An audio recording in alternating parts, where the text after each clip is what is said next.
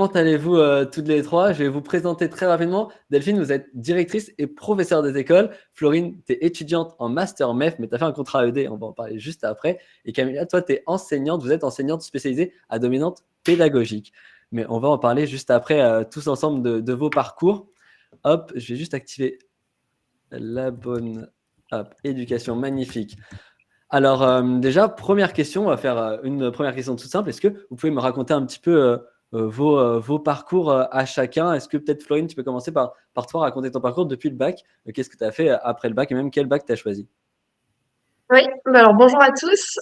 Du coup, moi maintenant je suis en master MEF pour faire maîtresse. Mais après le bac, alors j'ai fait un bac S de toute façon, ce qui n'existe plus aujourd'hui, mais ça peu importe. Et après j'ai fait une licence de biologie, ce qui n'a pas trop non plus de rapport avec l'éducation. Enfin si, mais j'hésitais entre le prof de SVT et professeur des écoles.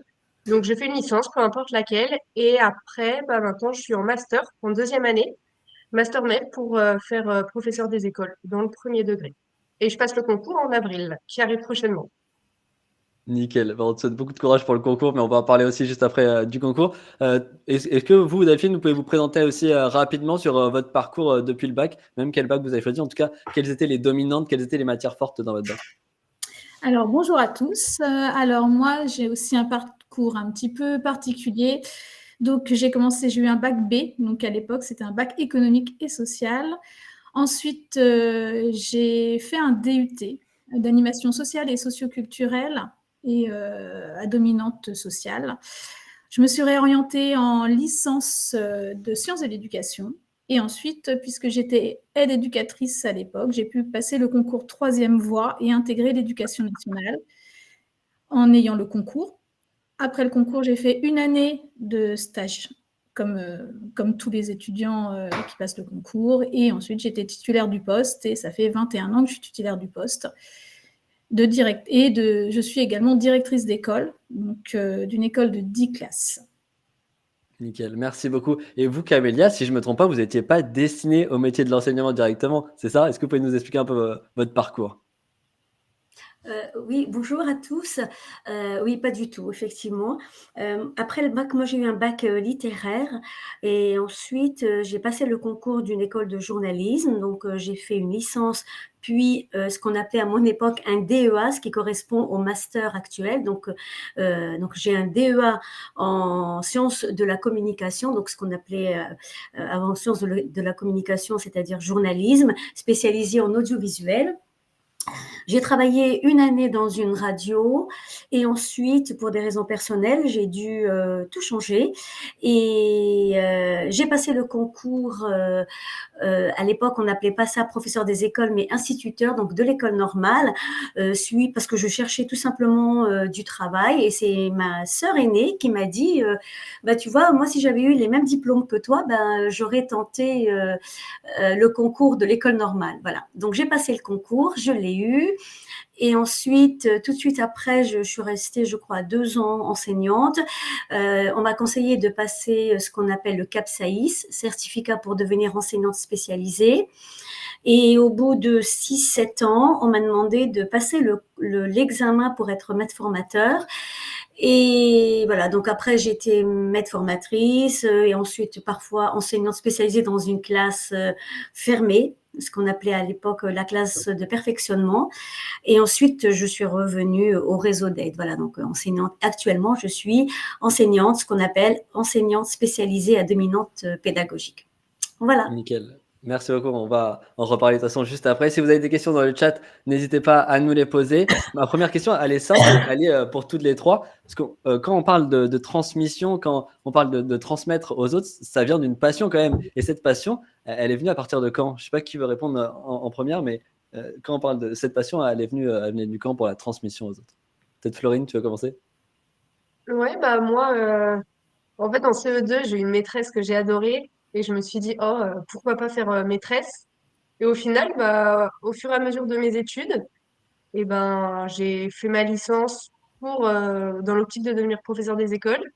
Et bah, j'en suis arrivée là. Donc, avec tous les tâches que j'ai pu faire, j'ai bien vu que, pour l'instant, je pense que c'est ma vocation et j'espère que ça le sera. Mais en tout cas, c'est important de bien faire des stages pour se rendre compte ou non si il s'agit d'une vocation ou pas. Et surtout que toi, au tout début, tu es parti dans une licence de bio et c'est pendant ta licence de bio où tu avais déjà réfléchi en amont?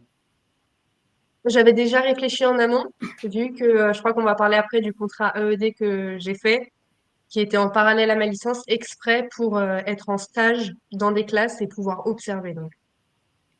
Et vous, Delphine, cette transmission, cette passion pour la transmission, elle est venue depuis toute petite? Non, non, non, elle est venue déjà avec mon expérience d'animatrice, puisque j'avais un diplôme d'animation et que j'ai commencé à travailler l'été en tant qu'animatrice et responsable d'animation. Donc la transmission, elle était déjà là. Et ensuite, mon expérience d'aide éducatrice à l'époque, les écoles avaient le droit de prendre des aides éducateurs. Donc j'étais aide éducatrice pendant 5 ans. Ça m'a permis d'aimer le métier, de voir le métier d'enseignant, de le connaître et de l'aimer, et ensuite avoir l'envie de passer le concours, en effet, pour transmettre. Et en effet, c'est un métier de passion au départ. Je pense que c'est vraiment un métier de passion. Et pareil, Camélia, vous rejoignez aussi cette idée de métier de passion, je suppose. Et pour vous, elle est venue quand, cette passion? Alors, moi, je pense honnêtement, enfin, au moment où j'ai passé le concours et quand j'ai commencé à exercer, franchement, je le faisais plus, ce métier-là, je le faisais plus avec ma tête qu'avec mon cœur. Et je pensais pas trop à la passion, enfin, je me posais pas ce genre de questions. J'ai appris vraiment à l'aimer, ce métier, en le pratiquant, en rencontrant des gens, en ayant des parcours, en accompagnant les gamins dans leur parcours, etc. Mais le jour où j'ai passé le concours, franchement, honnêtement, c'était vraiment une démarche plutôt alimentaire. Enfin, je me suis dit, bon, c'est correct de faire prof. Enfin, à l'époque, c'était un STIS. C'est correct, voilà. Je pense que je vais pouvoir, avec les diplômes que j'ai, je vais pouvoir m'en sortir. Mais je l'avais pas cultivé comme ça. N'empêche que rétrospectivement, je me rappelle que, mais beaucoup plus tard, je me suis souvenu que quand j'avais entre 4 et 5 ans, ma maman, elle avait sur un balcon plein de petites plantes, des pots de plantes, et je leur avais dessiné des yeux, un nez et une bouche et des oreilles, et je jouais à la maîtresse. Et enfin voilà, ma mère n'était pas très contente d'ailleurs parce que je lui avais abîmé tous ces beaux. Et d'ailleurs, je tirais les plantes par la tige parce que quand ils comprenaient pas, pour moi c'était leurs cheveux. Alors c'est pas un bon conseil, hein, je vous le dis tout de suite, mais cette parenthèse de ma petite enfance, je l'avais complètement occultée. Et c'est avec le temps, je crois que j'ai eu 20 ans d'expérience, quand je me suis dit, tiens, mais c'est vrai, on a regardé des photos, etc. Mais c'était pas c'était pas un choix conscient. Après le bac, j'ai jamais pensé à faire enseignante, jamais. Donc la Et passion, Delphine, pour moi, elle peut venir après. effectivement, oui. Et Delphine, pour vous, est-ce que vous, pareil, quand vous étiez petite, vous pensiez déjà à faire maîtresse ou pas forcément? Est-ce que vous Non, aviez déjà ces jeux-là? non, pas du tout. Non, non, non, pas du tout. Après, comme tous les enfants, on joue à la maîtresse, etc. Pour tout vous dire, mes années de primaire, c'était compliqué en fait. J'étais pas forcément une super élève en primaire, et parce que l'école, voilà, l'école m'ennuyait un petit peu. Pour être honnête, hein, je vais être honnête avec vous. Après, le collège, le lycée et les études supérieures, ça a été beaucoup mieux, surtout les études supérieures où j'ai appris à développer tout ce que j'avais à apprendre. Du coup, par contre, cette histoire, c'est ce passé d'enfants où on s'ennuyait à l'école, où après c'était les anciennes méthodes. Voilà, j'étais dans une école de campagne, c'était une petite école de campagne. Ça m'a permis aujourd'hui de construire mon métier de maîtresse et de ne pas reproduire ce que j'avais vécu en tant qu'enfant. Et donc moi, mon objectif, c'est que les enfants dans classe ne s'ennuient pas, et j'essaye de les intéresser à plein de choses, de les ouvrir à plein de choses. Ce qu'on a la possibilité aujourd'hui, puisque c'est vrai que les programmes sont riches, variés, on fait beaucoup plus de choses que ce qu'on faisait quand j'étais à l'école, parce que c'était dans les années 80, c'est pas du tout la même pédagogie, la même éducation. Donc franchement, c'est un métier très riche aujourd'hui. Et justement, j'avais une question pour vous, Camélia. C'est quoi vraiment le quotidien quand on est enseignante à dominante pédagogique comme vous? C'est quoi le quotidien? Est-ce que nos journées sont les mêmes ou ça change tout le temps? Alors, ça change tout le temps, mais en même temps, enfin, c'est très paradoxal ce que je vais répondre, mais ça change tout le temps, mais en même temps, c'est toujours la même chose. C'est-à-dire, beaucoup de déplacements, mais même au sein d'une même école, parce que je fais des groupes d'élèves à peu près pour une durée de 3/4 d'heure. Donc, toutes les 45 minutes, j'accompagne les enfants et j'en ramène d'autres. Alors, quand l'école est pratique, ça va, mais parfois les écoles, elles sont très grandes, et il faut monter des escaliers, etc. Bon, ça, c'est pour le côté pratique. Sinon, enfin matériel. Sinon, le quotidien, c'est la difficulté scolaire. C'est des enfants qui sont en difficulté, parfois en détresse scolaire.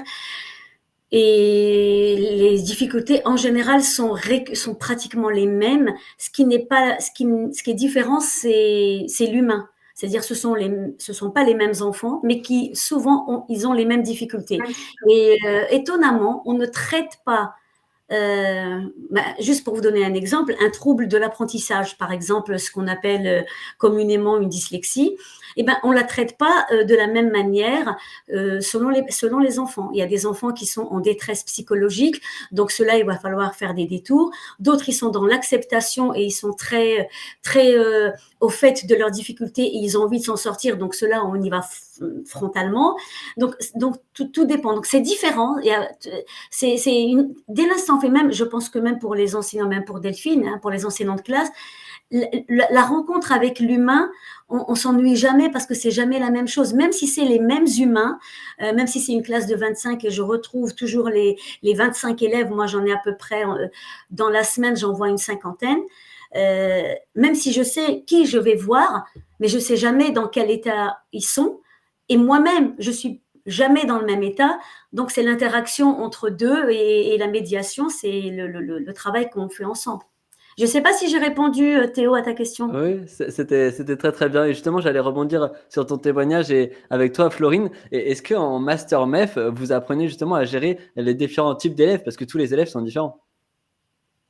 Alors, je pense que ça s'apprend surtout sur le terrain et on le met pas mal en stage quand on est en master. Mais oui, on voit les cas de figure, tout ce qu'on appelle 10 comme Camélia a perdu, on a parlé.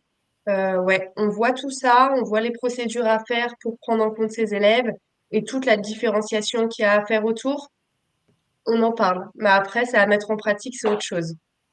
Hmm. Merci pour ta réponse. Il y avait Audrey dans les commentaires qui nous demandait une petite question intéressante. C'est maintenant avec les spécialités au bac, elle ne sait pas vers quelle étude, parcours elle doit s'orienter pour, je pense, faire professeur des écoles. C'est vrai que il faut être assez bon partout pour être professeur des écoles. Oui, après, je pense que les spécialités mathématiques, c'est bien, parce que maintenant, on est quand même en recherche, en France, on a un petit peu échoué dans ce domaine-là, donc c'est bien d'avoir des gens qui sont spécialisés en mathématiques. Après, SES, enfin les parcours qui sont classiques, mais comme Florine, il est issu d'une licence de biologie, et elle a réussi à intégrer après le Master MEF, donc qui est métier de l'enseignement et de l'éducation. Donc après, quelle que soit la licence, on peut après rebifurquer sur un parcours MEF, en master. Après, il existe maintenant la licence sciences de l'éducation, mais comme Delphine, tu as déjà fait, je crois, et qui est spécifique pour devenir professeur des écoles. Ça, c'est une licence qu'on peut choisir à Parcoursup, dès le bac. Et là, on À spécifie partir du bac. directement. Oui. C'est l'ancienne Nickel. science de l'éducation. Et il y a Sylvie également qui pose une question. Est-ce que le parcours professeur des écoles est le même que celui de professeur spécialisé? Je te laisse répondre, Camélia. Oui, alors oui et non. C'est-à-dire que jusqu'à un certain point, oui, il faut être professeur, il faut être titulaire, professeur des écoles, ça c'est la base, parce que on peut pas aider les élèves si on sait pas ce qui se passe dans une classe et comment les apprentissages se font dans une classe. Et ensuite, il faut candidater à un examen, à une formation plutôt, une formation diplômante, c'est-à-dire une formation éducation nationale. Et à l'issue de cette formation, on a une visite d'un jury qui regarde une séance avec un petit groupe et un dossier à soutenir. Voilà. Nickel, merci beaucoup. Et ça me permet de rebondir sur cette question. Est-ce qu'il y a des possibilités d'évolution de carrière dans l'éducation nationale ou c'est assez limité quand même? Il y a des possibilités, heureusement. Il y a des possibilités déjà de devenir, donc comme Camélia, maîtresse spécialisée. Ensuite, on peut être aussi formateur. Donc on passe le CAFIPEM, c'est un autre diplôme. Aussi, comme Camélia, avec un certain nombre d'années d'expérience, puisqu'il faut quand même avoir été en classe pour avoir pratiqué. Ensuite, on peut devenir conseiller pédagogique, directeur d'école, psychologue de l'éducation nationale. Alors, tout ça se passe via des concours ou des formations, etc., diplômantes. Donc, dans la première partie, il faut quand même rentrer par l'entrée principale, être professeur des écoles. Dans la première partie, il faut être au minimum professeur des écoles un certain nombre d'années. Nickel. Donc ça, c'est le Merci minimum. beaucoup. Et il y avait Karine également qui pose une question. Il semble qu'une nouvelle réforme arrive. Je ne sais pas si Florine, toi, tu es peut-être plus au courant. Est-ce qu'il y a une nouvelle réforme qui arrive avec un nouveau concours ou pas du tout? Normalement, non, vu qu'il a déjà été modifié l'année dernière, il y a 2 ans, 2021. Donc, je crois pas. Après, ça dépend si c'est une réforme sur quoi, mais sur le concours, normalement, non. Le Et justement, concours, non, il n'y aura pas il de a été, réforme. Mais il a été modifié le concours, c'est ça? Oui, il a été modifié maintenant, il est en fin de Master 2, alors qu'avant, il était en Master 1. Donc Est-ce que là, tu en fin de peux nous Master expliquer un peu 2, la si différence? on... Ouais, du coup, si on l'a en fin de Master 2, eh bien, l'année prochaine, on devient PES, donc professeur des écoles stagiaires. Et au cours de cette année, on pourra être titularisé pour ensuite devenir véritablement professeur des écoles et avoir sa classe. Et donc, avant, Même si c'était déjà l'année directement. prochaine, j'aurai déjà ma classe. Avant, on pouvait le passer en Master 1, du coup, avant? Oui, ouais. Ok. Ouais. Alors, il y a plein de questions. Audrey aussi qui nous redemande, est-il possible de devenir professeur des écoles à l'étranger en suivant le parcours français? tout à fait.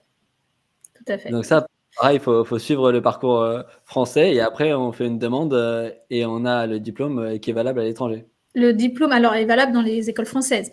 Il n'est pas valable dans les écoles étrangères. Voilà. Pour étudier dans les Certes, écoles françaises, en fait, ce sont des appels à profil, des postes à profil. Donc, une circulaire qui est publiée avec des postes à profil. Alors, bien sûr, plus on est âgé, on va dire, plus on est âgé dans le poste, plus on a des chances d'avoir des postes qui sont convoités, puisque ça marche comme ça. Après, je connais des jeunes enseignants qui ont réussi, dès leurs premières années, à aller enseigner à l'étranger, puisque des postes sont ouverts pour ça. et justement, il y a une question qui se rejoint aussi, c'est est-ce qu'avec le diplôme en poche, on peut quitter l'éducation nationale et aller travailler en école privée? Oui, on peut aller quitter l'éducation nationale. Après, Et quand, c'est pas un quand on veut choix travailler que enfin, je pense que voilà, après chacun choisit, mais je pense que c'est pas un choix à faire parce que par contre, en école privée, on peut aussi rentrer sans diplôme, Ah, ok. sans certaines Donc, écoles c'est ça la privées. différence. Donc, Ok. si on a le diplôme, vaut mieux rester dans l'éducation nationale et choisir un poste qui est plus adapté à nous, puisqu'on a la chance de pouvoir changer d'école, de changer de niveau, de changer plein de choses. Et Et plus puis, c'est une globalement, question de, oui. c'est une question philosophique aussi, Oui. hein. On choisit de travailler dans l'école privée ou dans l'école publique. C'est pas les mêmes principes. L'école publique, je suis absolument pas contre l'école privée. N'empêche, il y a une réalité. L'école publique ne choisit pas ses élèves. L'école privée, c'est une entrée avec dossier, etc. Donc c'est pas la même démarche. C'est pas la même chose. C'est différent.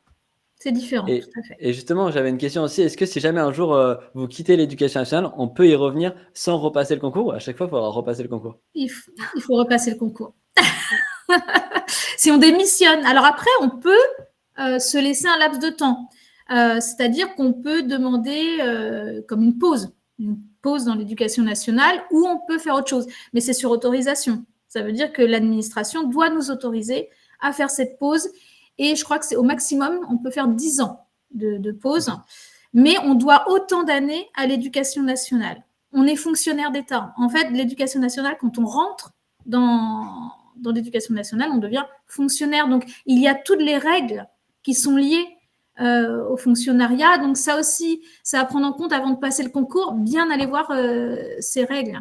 Mais on peut quitter l'éducation nationale, démissionner sans souci, hein, comme dans tout autre poste. Et justement, avant de reprendre les autres questions du chat, j'ai vu qu'il y avait pas mal de questions. On va attends un petit peu, mais continue à les poser dans le chat. Moi, j'avais une question pour toi, Florine. Est-ce que tu peux nous expliquer un peu ton quotidien quand tu étais en contrat AED? Est-ce que tu peux expliquer un peu aux élèves qui nous suivent ce que c'est déjà un contrat AED? Parce que c'est quand même hyper intéressant et c'est pas assez connu. Ouais. Alors en fait, c'est un contrat du coup qui se fait avec l'éducation nationale dès la licence. Donc peu importe la licence qu'on avait, vu que j'avais une licence de biologie, j'ai pu faire ce contrat-là qui m'a permis, en plus de ma licence, de me trouver une fois par semaine dans une école. Alors j'avais toujours la même école, j'avais ma tutrice qui s'occupait de moi et qui me donnait des choses à faire et puis j'observais aussi pour que je puisse rentrer dans le master après. En fait, il y avait une sorte de petit échange, c'est-à-dire qu'en faisant ce contrat-là, fallait qu'à la fin, je m'inscrive en master MEF. Mais ce contrat qui m'a duré ma L2, donc ma licence 2, ma licence 3 et mon master 1, m'a permis du coup d'être dans une classe avec une prof, voir les élèves, voir comment ça se déroulait. Enfin, c'était vraiment super bien pour rentrer dans le métier. Et donc, j'ai fait mon master. Ma dernière année de master, là, j'ai plus le contrat, mais je suis contractuelle alternante. Donc, j'ai ma classe et j'enseigne. Cette année, j'enseigne vraiment à, euh, à ma classe, toute seule dans la classe. Et ça, le contrat AED, tu le recommandes aux personnes qui nous suivent?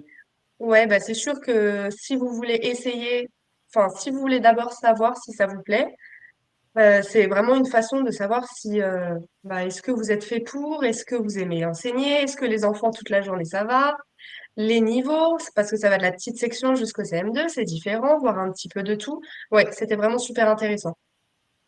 Parfait, merci beaucoup pour ta réponse. Et je pense qu'il y a une question pour toi, Florine. Audrey qui demande en quoi consistent les épreuves des concours exactement?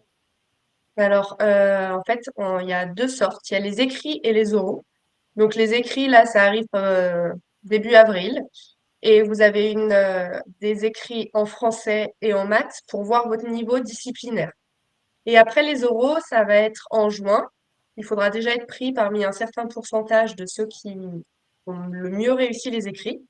Et après, vous pourrez passer les oraux en juin. Et là, donc, vous avez une épreuve orale en maths où on va vous donner un sujet. Les enfants ont du mal à réaliser ceci. Et vous allez devoir mener une séance, comme si vous présentez une séance que vous feriez envers des élèves, donc pour voir nos capacités. Pareil en français. Et après, on a aussi un entretien personnel pour savoir pourquoi est-ce qu'on a envie de devenir professeur des écoles. On a un entretien sur le système éducatif pour voir si on connaît quand même les lois, les valeurs de la République, la laïcité. Et on a une dernière épreuve où on doit mener une petite séance de sport. On doit présenter une séance de sport pour des élèves. Donc les oraux, voilà, un petit peu plus compliqué et le coefficient est beaucoup plus gros. Ok, donc il faut quand même tout miser quasiment sur les oraux où là, il faut assurer. Ouais, mais il faut quand même être pris aux écrits. Donc il faut quand même avoir bien géré les écrits.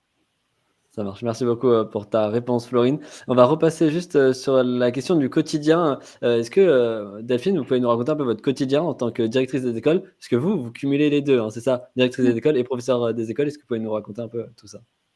Alors, comme j'ai une école de 10 classes, je suis déchargée à mi-temps. Ça veut dire que j'ai la classe 2 jours par semaine et j'ai 2 jours consacrés à mon travail administratif et au pilotage pédagogique de l'école.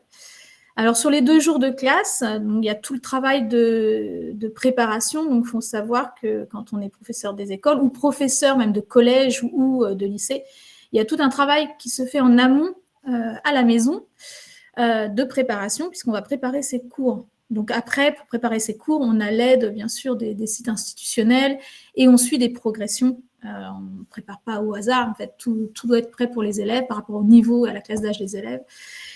Et ensuite, je vais aller en classe et je vais dispenser mes cours. La particularité de professeur des écoles, c'est qu'on fait toutes les matières. On n'a pas une matière définie. Donc, c'est le français, les maths, la musique, le sport, l'histoire géo, l'éducation morale et civique, enfin, toutes les matières, on travaille toutes les matières sur 24 heures d'enseignement. Donc, je vais varier entre des ateliers, entre mes modes de transmission aux élèves, en fait, ils vont varier pour que les élèves ne s'ennuient pas et qu'on capte leur attention, puisque le but, c'est de capter leur attention pendant 6 heures par jour, puisqu'on les a 6 heures par jour.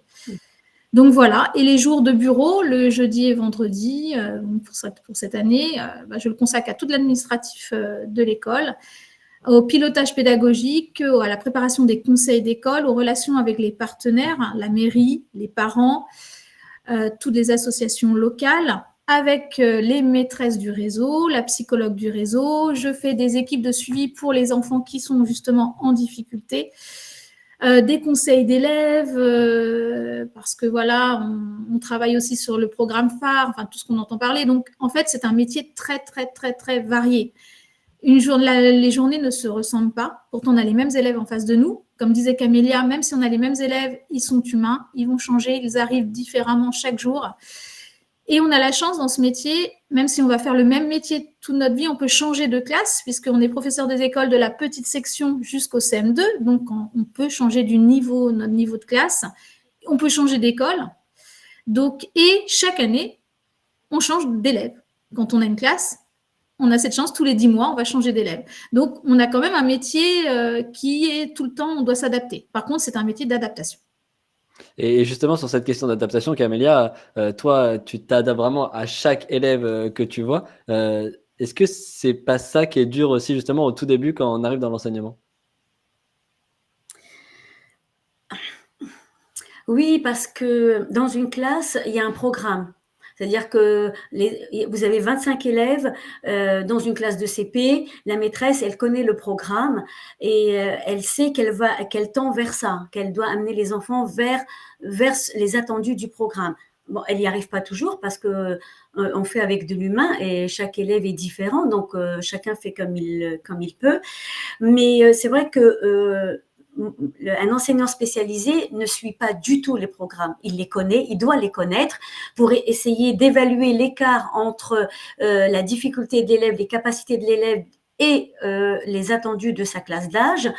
Mais un enseignant spécialisé ne suit pas du tout le programme. Il ne suit que là où en est le gamin. C'est-à-dire que si c'est un enfant, par exemple, qui est en CM1, enfin ou en CE2, et il a un niveau de grande section, et ben on travaille avec lui des objectifs de grande section, avec évidemment l'objectif de le faire progresser. Mais on ne vise pas le programme, alors qu'un enseignant dans la classe, quand un enseignant fait bien son travail, et ils sont beaucoup à faire bien leur travail, et ben l'enseignant, il essaye aussi de partir de là où en est l'enfant, mais il a en tête d'essayer de l'amener autant que faire se peut vers les attendus de sa classe d'âge. Je ne sais pas si je suis claire. Non, c'était très très bien. Je pense que tout le monde a compris. Moi, j'ai compris, donc je Et pense que... par rapport à une classe, pardon? Oui, non, on t'écoute, on t'écoute. Oui, par rapport à une classe où la maîtresse, comme a dit Delphine, travaille beaucoup de disciplines, un enseignant spécialisé, pour être efficace, il ne peut que suivre un seul ou deux objectifs. Il peut pas faire maths, français, il peut pas. Et même en français, il faut qu'il décortique la matière et il faut qu'il vise ce qui est le plus urgent, ce qui est prioritaire à atteindre pour l'élève. Alors qu'un enseignant, il est responsable de tout le programme. Et ce qui fait, c'est compliqué. C'est pas un Justement, métier ouais. facile, hein, un métier Oui, non. d'enseignant, un métier d'ancien de classe. Hein. Non, non, ça c'est sûr. Mais justement, c'est pour ça qu'il faut qu'on en parle. Et justement, j'avais une question de Emmanuel. Ça revient plusieurs fois dans le chat. Qu'est-ce qu'il faut faire pour être prof au collège et au lycée? Est-ce qu'on peut passer déjà par la voie du professorat des écoles? Oui, on peut commencer par professeur des écoles et après, c'est le CAPES, en fait, il faut passer le CAPES. Et après la grecque pour ceux qui sont plus hauts. Donc oui, en fait, mais après, donc, ça demande de repasser des examens. Mais bien sûr, on peut commencer professeur des écoles. Et après, ça veut dire qu'il faut repasser sur les bancs de l'université ou pas forcément? Oui, je pense, on est obligatoirement, je pense qu'il faut pouvoir présenter, alors je ne sais pas exactement ce qu'on demande au niveau du collège, au niveau du concours, mais oui, je pense qu'il faut repasser, alors le mercredi, puisqu'on a le mercredi quand même qui est libre, ou les vacances, mais on est obligé de repasser par la case études, on ne peut pas y aller directement. Ou alors le faire directement quand on est étudiant et directement faire tout ce cursus. Mais ça... Exactement. Parce que On avait sinon, une il question. existe ouais, Oui, vas-y, juste Chloé. nous, ce qu'on appelle le master premier degré, mais du coup, pour le collège et lycée, c'est le master second degré, toujours MEF. Et du coup, eux, ils passent un concours différent. Mais c'est un master, il existe un master différent d'une autre, où du coup, c'est seulement la matière qui est enseignée. Donc, c'est mieux de le savoir à l'avance, quand même, Ouais, si on veut s'orienter ouais, c'est quand sur ces même. voies-là. Vaut mieux se diriger avant vers le bon master. Il y avait Elsa qui, je pense, est au lycée. Elle se demande si les spécialités maths, physique, chimie et SES au lycée sont utiles pour devenir professeur des écoles. Je trouve que c'est assez varié. Je sais pas ce que vous en pensez, mais je trouve que Oui, c'est assez bien. c'est très bien, ça me paraît bien. Parce que la SES, même, je pense que c'est vraiment pas mal pour devenir professeur des écoles, non?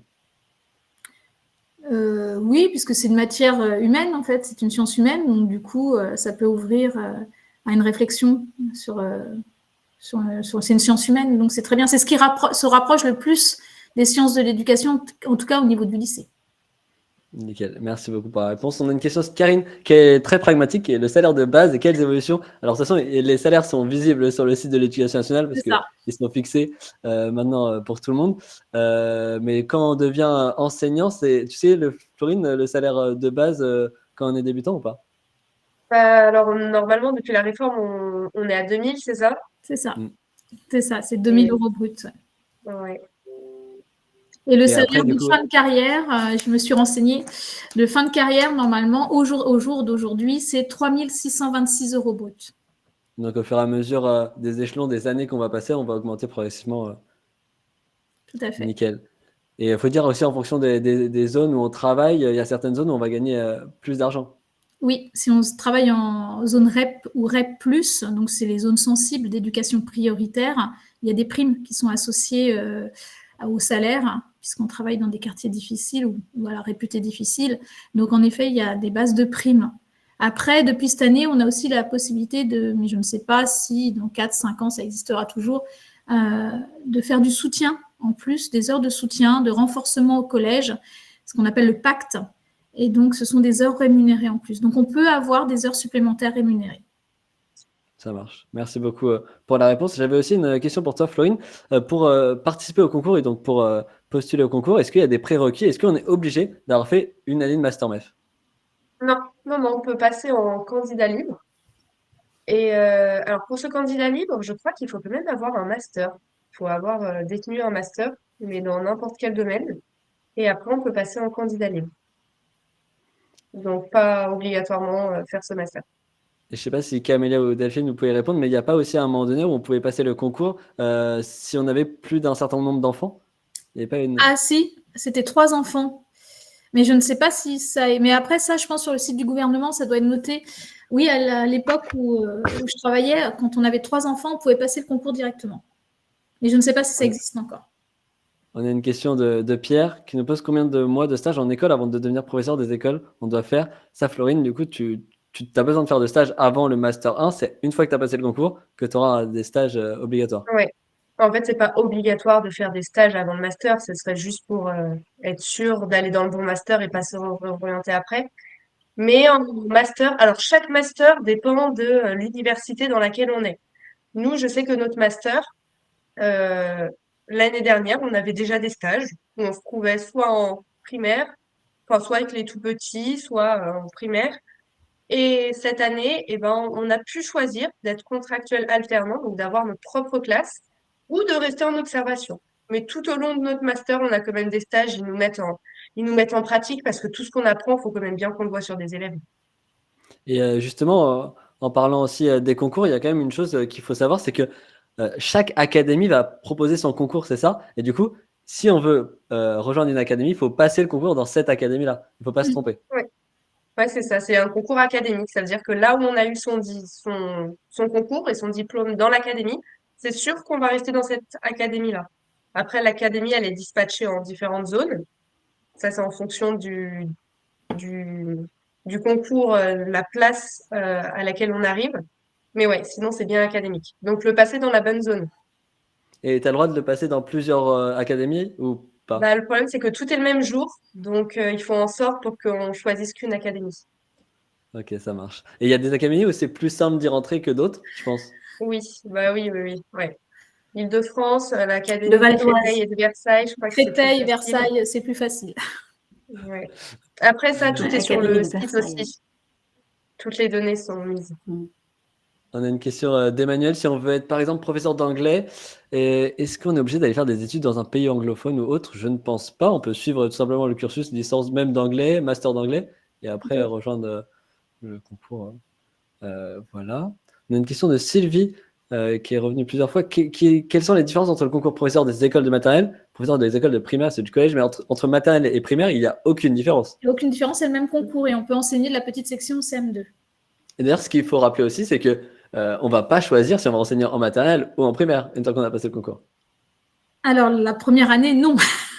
La première année, puisque c'est un système. Alors là, déjà, quand on passe le concours, on va être affecté en alternance. On va être 1 an en alternance, où on va être dans une classe plus à l'INSPE, en fait, qui est l'école des professeurs des écoles, où on apprend notre métier et on est en alternance dans une classe.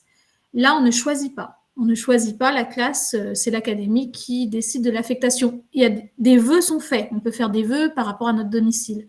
Après, quand on est titularisé, après cette année, en fait, on a des visites de maîtres formateurs, de professeurs d'INSPE qui vont valider. Une fois qu'on a eu le concours, il faut comprendre que ce n'est pas terminé. Il reste une année à valider. Ça veut dire qu'on va être validé en tant qu'enseignant. Et une fois qu'on a obtenu cette titularisation, on peut faire des vœux dans les écoles. Donc, il y a un mouvement, ce qu'on appelle un mouvement. Donc, on va faire des vœux par rapport aux postes qui sont libres dans les écoles. Et malheureusement, quand on débute, on n'a pas beaucoup de points. Donc, ce sont les postes qui restent. Et justement, Camélia, je vais vous retourner à la question. Vous, quand on est enseignante spécialisée, on travaille sur une zone entière, c'est ça? On travaille sur plusieurs écoles. Oui, exactement. Avant de répondre juste à cette question, je voulais juste dire que pour ceux qui seraient curieux de faire ce métier, justement, l'Académie de Versailles est en recherche d'enseignants et depuis quelques années, des contractuels sont embauchés. Donc, parfois, quand on hésite, quand on est un peu perdu, si on ne sait pas exactement ce qu'on a envie de faire, avant peut-être de se lancer dans des concours, etc., on peut candidater pour être contractuel. Alors, je dis pas que c'est facile, hein, mais ça peut permettre au moins d'être sur le terrain et d'avoir un aperçu du métier. Et concrètement, contractuel, comment on y arrive? Ça correspond à quoi? Il faut juste faire une demande et ensuite il y a des commissions. Je crois que c'est en fin d'année. Il y a des commissions à l'inspection académique et alors c'est un conseiller pédagogique avec un inspecteur. Ils reçoivent les candidats et puis ils les positionnent dans des villes ou dans des écoles à besoin. Enfin, là où il n'y a pas d'enseignants. Et ces dernières années, l'éducation nationale a pas mal recruté de contractuels. Après, je crois que sur l'Académie de Versailles, il y a même des commissions qui se passent en cours d'année pour recruter des enseignants.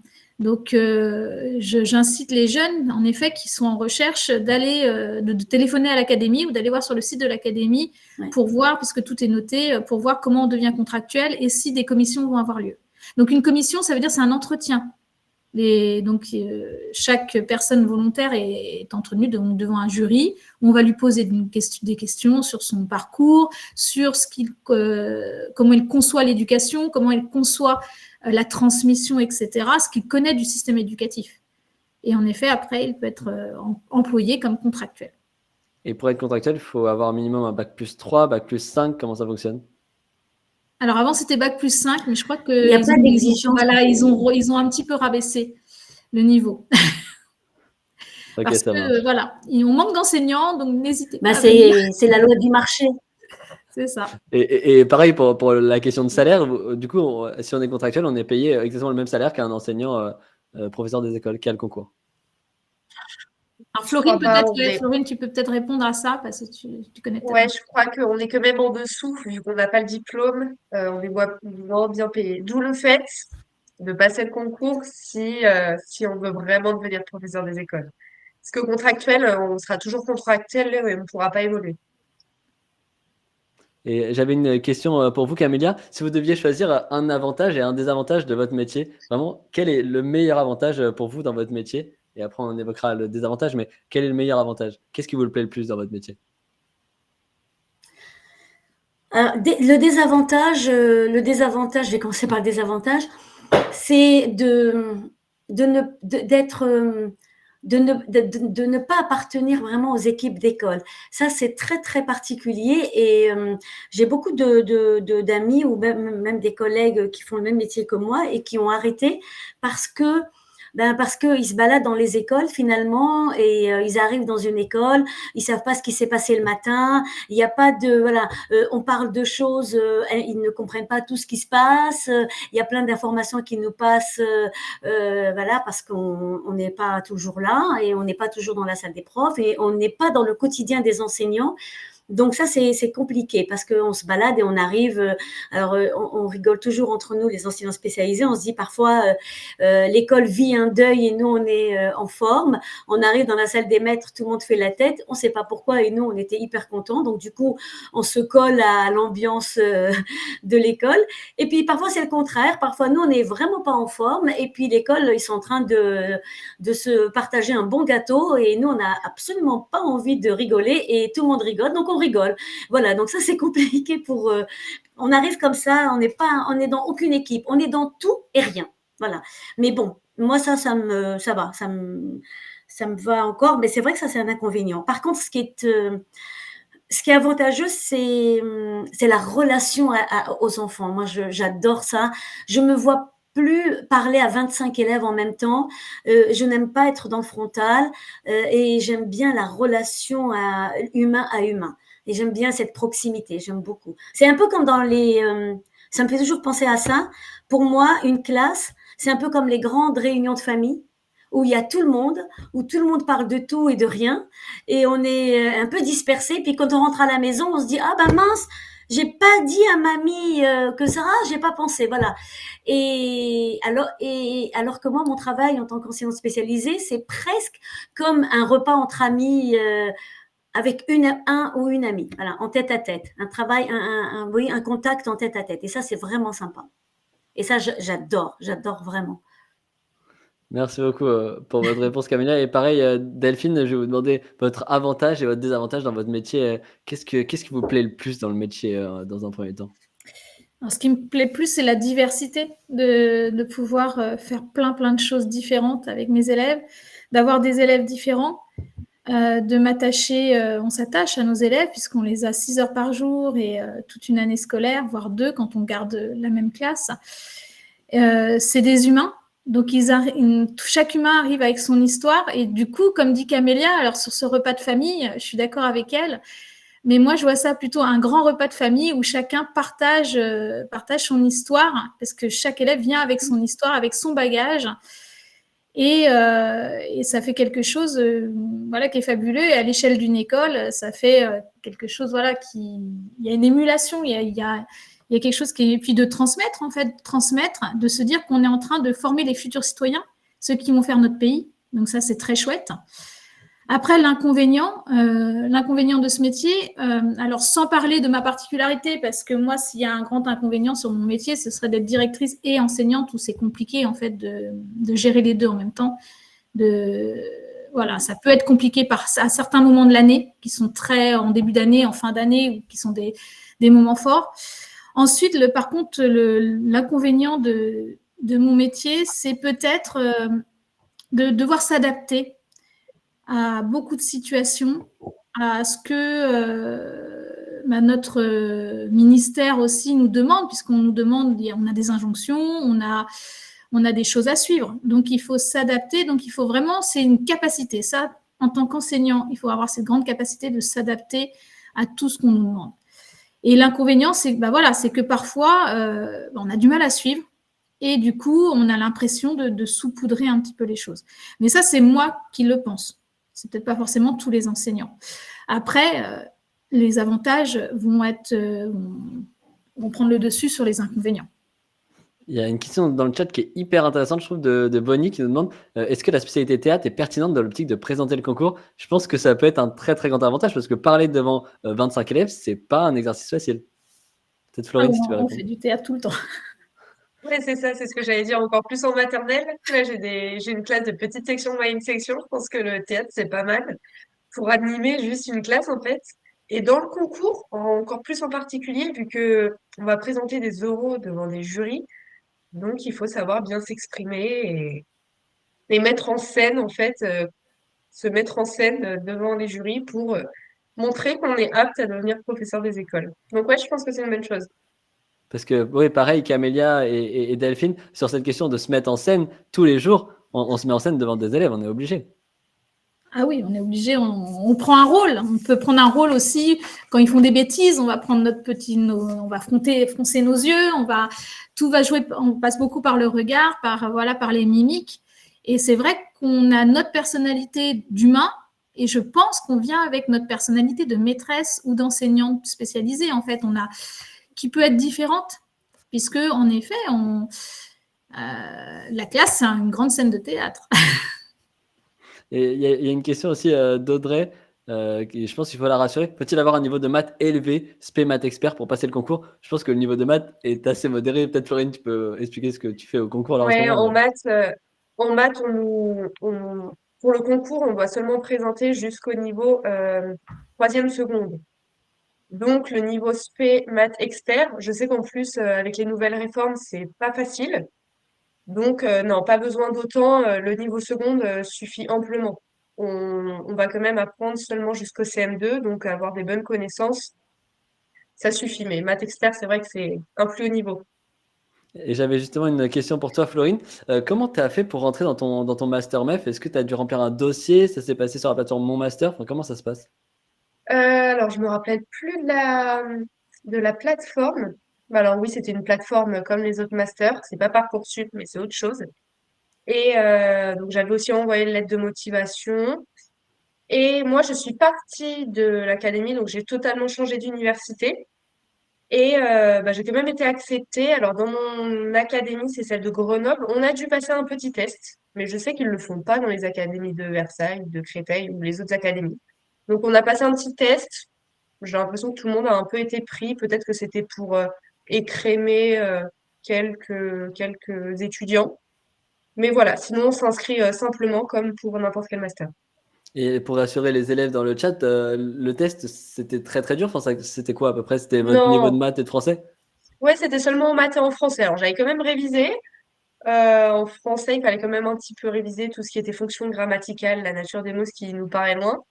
Et puis en mathématiques, quelques petites formules, les équations, enfin, savoir les volumes, les aires. Mais non, non, non. Et puis, je pense que c'est pas dans toutes les académies. Donc, le master, je pense qu'on est rapidement pris vu qu'ils cherchent des professeurs. Donc, ça serait bête qu'ils nous prennent pas. Nickel, merci beaucoup Florine. On arrive bientôt à la fin de ce live déjà, donc continuez à poser vos questions, n'hésitez pas. Moi j'avais une question aussi pour toutes les trois. Est-ce que vous pouvez me donner une anecdote, quelque chose qui vous a profondément marqué, alors que ça soit dans votre métier Delphine ou Camélia, toi Florine dans tes études, même dans ton contrat, quelque chose qui vous a marqué, qui vous a dit en fait je suis au bon endroit, c'est vraiment ça que je vais faire et je vais continuer à le faire toute ma vie. Je sais pas qui veut commencer par prendre la parole, c'est une question qui est pas très simple, je l'accorde, mais c'est hyper intéressant. Delphine, tu veux Je veux bien peut-être commencer? commencer. Alors, Ah, anecdote, Camélia. non, je n'en ai pas. Par contre, moi, tous les jours, je me dis que je suis au bon endroit. Tous les jours. Il y a des moments, c'est rare, il y a des moments de découragement parce que peut-être que les parents ne se sont pas mobilisés comme on l'a imaginé, mais pour des raisons qu'on respecte et qui leur appartiennent, ou peut-être parce que ça s'est pas passé comme on a voulu, etc. Donc, on est un peu découragé. Mais sinon, oui, franchement, tout le temps, moi je me dis que oui, je suis là, je me sens investie de quelque chose et puis je me sens responsable aussi de leur réussite à mon échelle, évidemment, parce que je fais pas de miracle. Mais même si j'ai pas de classe et que ce sont pas vraiment mes élèves, mais j'ai l'impression, enfin, j'aime pas trop l'idée de classe, moi. J'aime bien le collectif, j'aime bien que tous les élèves appartiennent à toute la communauté éducative. J'aime bien ce côté où on se pose tous pour parler du même élève et on est tous un peu comme dans une famille. C'est-à-dire que s'il y en a un qui va pas bien, ben on est tous concernés. C'est pas de ma faute, c'est le mien, c'est pas le mien. Enfin c'est pas. Je n'aime pas ça. Mais et du coup, oui, j'ai pas d'anecdote, mais qui me fait dire que je suis à la bonne place, mais je le sais, je le sens. Et les enfants me le montrent bien aussi. J'attends rien d'eux non plus, mais ouais, dans ma relation, dans ce que je fais avec eux, même si parfois on n'a pas des résultats mirobolants, Mais j'ai appris aussi avec ce métier que on ne doit pas avoir d'attente. C'est-à-dire que le fait d'avoir trop d'attendus, c'est presque pour moi irrespectueux. Et du coup, j'ai appris à juste accompagner, à ne pas me mettre devant l'enfant, à me mettre derrière lui pour qu'il ne tombe pas. Mais je le laisse marcher. Et je trouve que bah, du coup, voilà, c'est un positionnement qui me plaît bien. Mais oui, je n'ai pas d'anecdote. J'ai pas d'anecdote, mais tous les jours, j'ai envie de faire mieux que la veille. Donc, tant que c'est comme ça va. Merci de nous avoir partagé cette philosophie, cette très belle philosophie. Je sais pas si Florine, toi, tu as quelque chose à nous raconter, quelque chose qui t'aurait marqué pendant ton contrat ED, le lien avec les enfants, peut-être, tout simplement. Ouais, bah surtout cette année-là, du coup, c'est plus le contrat ED, c'est en tant que dernière année.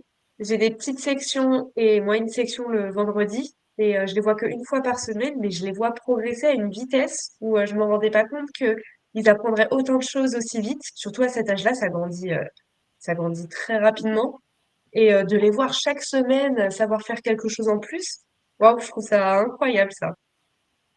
Et pareil, Delphine, cette progression, est-ce que c'est pour ça finalement qu'on est enseignante aussi? Enfin, quelle est l'anecdote que vous avez envie de nous partager? Ben, un peu comme Camélia et Florine, en fait, c'est de voir progresser les élèves, de voir dans leurs yeux des petites étoiles quand on leur apprend quelque chose de nouveau. Et parce que voilà, maintenant j'ai plus de 20 ans d'expérience, de voir quand on les rencontre quelques années plus tard, qu'ils se souviennent de nous. Je pense que les enseignants, dans l'esprit des enfants et des étudiants et des collégiens, ont une place importante parce que on remplace quelque part leurs parents pendant la journée. Et donc, ils comptent sur nous pour leur transmettre des choses et nous, on compte sur eux pour aussi être capable d'écouter et d'essayer de comprendre ce qu'on essaye de leur enseigner. Donc, voilà, au-delà d'une anecdote, en fait, c'est tous les jours, il y a des anecdotes sur ce que les enfants vont nous raconter, vont faire dans une journée. Donc, il n'y a pas une anecdote précise, mais oui, quand un élève vous envoie un message pour vous dire qu'il a son bac, donc vous vous dites en fait que vous avez compté un jour pour lui dans sa vie. Et ça, c'est chouette. Et même avant de transmettre, je pense qu'aussi il est important de comprendre l'enfant. Et c'est ça aussi qui est important, je pense, de savoir. Si on ne le comprend pas, ça va être compliqué de transmettre. Peut-être Camélia, tu peux essayer de nous répondre à cette question. J'ai pas très bien compris ta question. Est-ce que c'est aussi En fait, important est-ce que c'est important de comprendre l'enfant, de comprendre qui il est avant de lui transmettre quelque chose? oui et non. On n'est pas des psychologues, c'est-à-dire qu'on peut pas. Je pense il y a de l'éthique, il y a des gestes professionnels et il y a l'éthique professionnelle. Le premier principe, c'est le respect de celui qu'on a en face, qu'il soit enfant, adulte, un chat, voilà, c'est peu importe, mais c'est le respect de celui qui est en face. On n'est pas obligé de tout savoir sur un enfant, donc de le comprendre, de voir, etc. De garder alors c'est vrai que les parents ne sont pas là, mais on n'est pas leurs parents quand même. On n'est pas leurs parents. En tout cas, moi, c'est comme ça que je vois les choses. Je n'ai pas. Par exemple, moi, personnellement, je n'embrasse pas les enfants. Alors, bien sûr, quand ils viennent me dire un câlin, je fais le câlin. Mais c'est pas quelque chose qui m'attire particulièrement de faire des gros câlins, etc. Évidemment, quand un enfant il est triste, je lui fais un câlin. Mais c'est pas ma première. C'est pas ma première carte. Et en même temps, je me dis aussi besoin d'un minimum d'intimité et on n'est pas obligé de tout savoir sur eux. En revanche, d'abord, on apprend à les connaître et parfois, eux nous font savoir ce qu'on a à savoir. Ils nous le font savoir. Ils sont très. Françoise Dolto disait dans une maison, les chats et les enfants savent tout. Eh bien, c'est vrai. C'est vrai. Les enfants, d'ailleurs, D'ailleurs, quand un adulte est très très fragile ou quand un adulte est fatigué ou quand un adulte ne va pas bien, ce qui peut arriver, hein, voilà, eh bien, les enfants le sentent très bien et parfois ils le lui font payer parce que c'est pas toujours, c'est de bonne guerre. Mais un enfant vous fait savoir ce qu'on a besoin de savoir après, je pense que quand on est bienveillant, même si on ne sait pas, même si on ne comprend pas l'enfant, eh bien, ils sont reconnaissants et ils sentent qu'on est un tuteur de confiance. Et du coup, ils se détendent et ils sont bien à l'école. Et je crois que c'est ça notre mission. Parce que si on commençait à jouer aux psychologues, etc., on n'est pas formé pour ça. Et puis parfois, on peut faire des bêtises. Après, quand un enfant nous pose problème, oui, on se démène pour mieux le comprendre, on fait comme a dit Delphine, on rencontre les parents, on fait des équipes éducatives, on essaie de contacter les soignants qui s'occupent de lui à l'extérieur avec l'autorisation des parents, on fait des choses pour mieux le comprendre. Mais c'est vrai que les enfants, c'est un peu comme les adultes, hein. Moi, j'ai pas besoin qu'on me comprenne pour me sentir bien avec quelqu'un si je le sens bienveillant et à l'écoute de ce que j'ai à lui dire au moment où je le lui dis. Pas besoin qu'il fouille dans ma vie pour me. C'est les enfants, c'est pareil, hein. Ils ont cette intimité. Et puis parfois, certains n'aiment pas savoir parce qu'ils ont envie de laisser leur bagage loin. Ils veulent pas qu'on remue des choses qui sont douloureuses, etc. Et que l'école, pour eux, c'est une bouffée d'oxygène. Ils ont envie de ce moment, cette parenthèse. Voilà. Encore une fois, l'humain, il y a pas de règles. Et c'est ça qui est intéressant. Et quand on aime ce métier ou quand on apprend à l'aimer, eh bien, et quand on le fait avec notre cœur et notre tête, eh bien, on découvre tous les jours et on le fabrique nous-mêmes.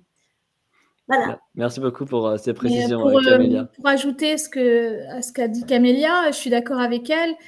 Et c'est pour ça que la classe est un grand théâtre, puisque chacun des éléments de la classe, même nous en tant qu'enseignants, on laisse nos problèmes de côté. On n'emmène pas nos problèmes. On arrive dans une classe, on va être face à nos élèves et les élèves aussi, en fait. Les élèves arrivent dans l'école, ils arrivent avec leur rôle d'écolier et d'élève et pas d'enfants. Forcément, ils sont élèves. C'est ce qu'on leur demande, d'être élèves. Et nous, on est enseignants.